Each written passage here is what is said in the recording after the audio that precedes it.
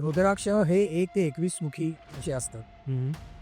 त्याच्या व्यतिरिक्त झाडाला चिकटलेल्या अवस्थेत पण रुद्राक्ष येतात, ज्याला गौरी शंकर असं म्हणलं जातं आणि त्याचं महात्म्य खूप आहे. तो पण खूप रेअर असतो. तो सहजासहजी मिळत नाही. 4 वर्णांनी 4 रुद्राक्ष घालावे असं लिहिलेलं आहे. ते म्हणजे लाल येतात, पिवळे येतात, काळे येतात आणि पांढऱ्या रंगाचे रुद्राक्ष येतात. ते कोणी घालावेत ते सगळं नेटवर आपल्याला बघायला मिळतं. रुद्राक्ष आकारानुसार त्याचं क्लासिफिकेशन येतं. काही अगदी छोटे बोरासारखे असतात, आवळे आवळे सुद्धा असतात. त्यामुळे छोट्यापासून मोठ्यापर्यंत रुद्राक्ष होतात. 1 ते 21 मुखी रुद्राक्षांना प्रत्येकाची देवता असते. म्हणजे एकमुखी हा साक्षात शिवस्वरूप मानलेला आहे. शिवलीलामृतामध्ये लिहिलेलं आहे की एकमुखी रुद्राक्ष आवळा पूजिता भाग्य विशेष. जे 11 अध्याय असतात त्यांना ते नाही. 2 मुखी हा गौरी शंकर असतो.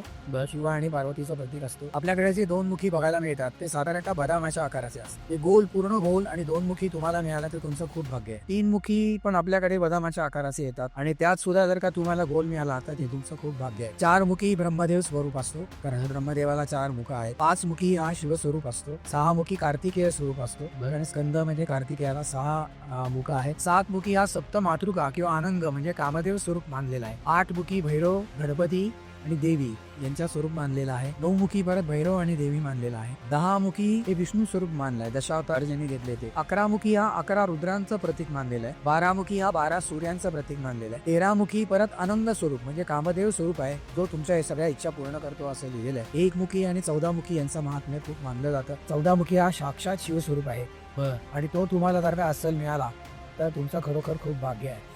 अशा 21 मुखीपर्यंत देवता आहेत आणि 21 मुखी हा कुबेर स्वरूप मानला. तो जर का मिळाला तर तुमची खूप भरभराट होते.